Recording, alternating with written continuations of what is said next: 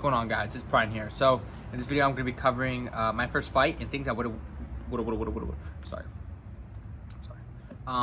my first fight and things I wish I would have done differently going into my fight. So my first fight was in 2021. It was an IKF tournament, and going into my first fight, I wish I would have prepared a lot differently. So for example, what I was doing at the time is I was just doing three rounds, 3 minutes of jump roping, 3 rounds, 3 minutes of shadow boxing, and 3 rounds, 3 minutes of back work. And I did like a mile, and I thought that was enough, you know what I mean? I was training like 1-2 times a day, but during those training times, I was putting a lot of effort into those sessions, but at the same time, I wasn't training to the max capacity of how I wish I would have done.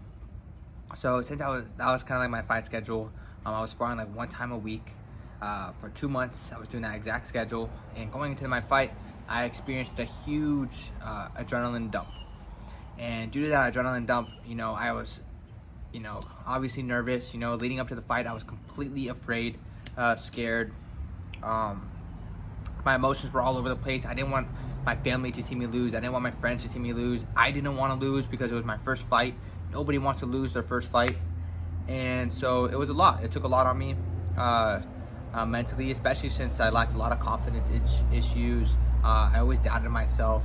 It was a lot of mental strengthening and mental, callousing that I had to go through to actually strengthen my mind and my mindset. But going into the fight, I was completely scared. I was completely afraid.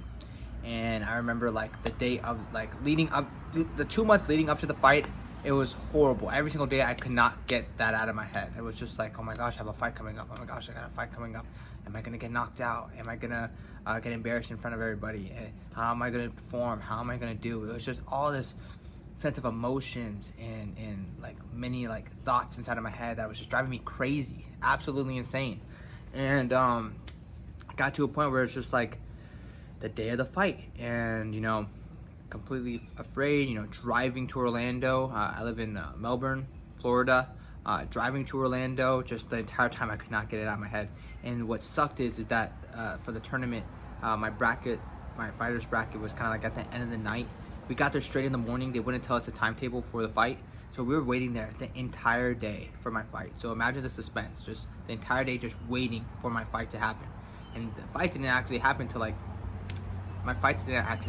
8 o'clock. Or it was like 7, 8 o'clock. And I got there at like 10 in the morning. So, I finally started to warm up. I was seeing my opponents, just in the corner, like warming up, getting ready. I was warming up too, shadow boxing and such. And I was completely afraid. Getting the gear on, them calling my name up, getting in the cage, feeling the canvas on my feet. It was a huge shocker. And,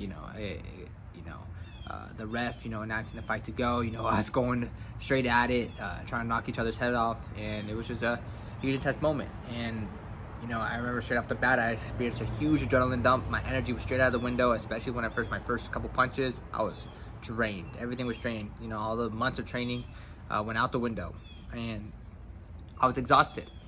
And I did end up winning the fight, and I did end up winning the IKF championships, but it was just a lot. It's all the emotions, all the adrenaline, everything just catching up to me. And of course, it's completely okay to be afraid. It's completely okay to feel those things because it's just natural. So we're all human, right? Unless you got some crazy disorder where you just like don't fear anything, which would be awesome.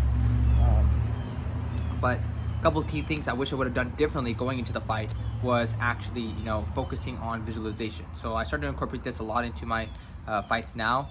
And what visualization means is visualizing yourself actually, for example, from start to finish of the entire fight day. So for example, you visualize yourself waking up, what you're gonna eat, how you're gonna go get to the facility, or for example, like taking a shower, getting ready for the fight, driving yourself to the facility, how you're gonna get there, you getting your hands wrapped, you shadow boxing, you hitting pads, you walking to the cage or ring, you stepping foot on the canvas, you feeling it out, seeing your opponent across the ring from you.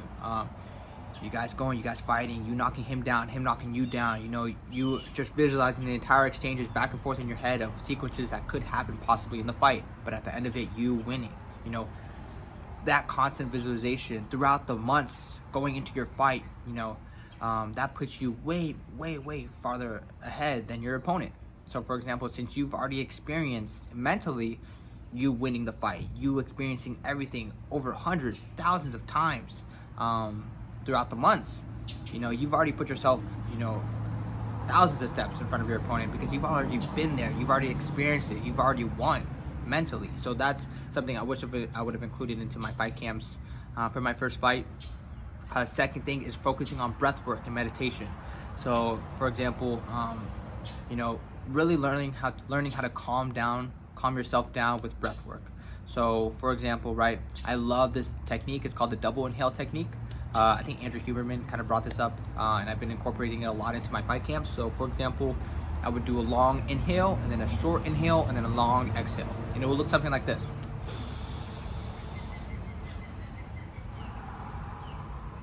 And I promise you, it changes the game. It really does. It really does help a lot.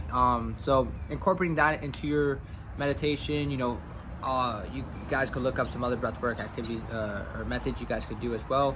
But sitting in a room, closing your eyes and just calming your heart rate, those type of things really does help a lot, especially when you're sparring. You start to feel your heart rate get a little higher. Focus on breathing. Focus more on defense. Try to get more comfortable being under pressure.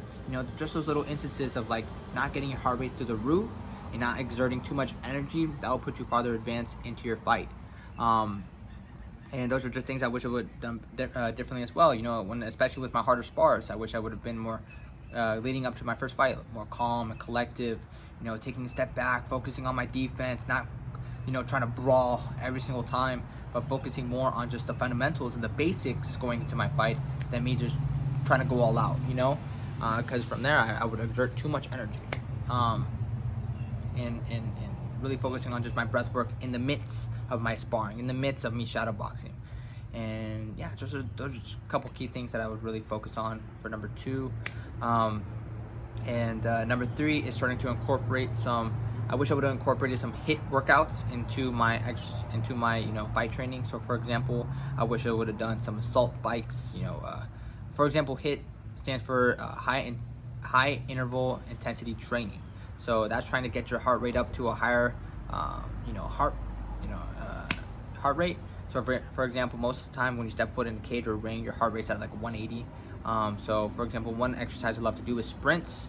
So especially with like the fights for the amateur fight, I think it was like 3 rounds, 2 minutes, right? So I would do sprints.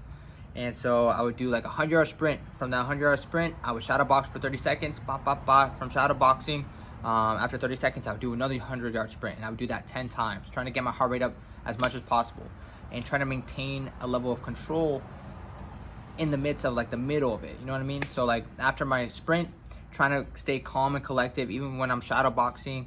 And then sprinting again, doing that over and over and over about 10 times. You can start incorporating some assault bike training. Assault bike training is beautiful if you have access to one of those. Maybe some high intensity shadow boxing as well, really good. But trainings to actually get that heart rate higher, because when you're in your fight, your heart rate's going to be out of control. It's going to be insane. And just learning how to control that heart rate, focus on your breath work mid-fight, really try to visualize yourself winning that fight, and being present in the moment. Those are a couple of key things I wish I would have included into my fight and into my training leading up to my first fight. But it was a huge experience. It's definitely something that every person should experience. I highly recommend it, obviously. But let's go. I hope you guys found some value in this video. I'm always here. Let me know if you guys have any questions down below. And yeah. Let's go. I think I'm going to publish a vlog soon, so we'll get that up and going. So I love you guys. Much love. Appreciate it.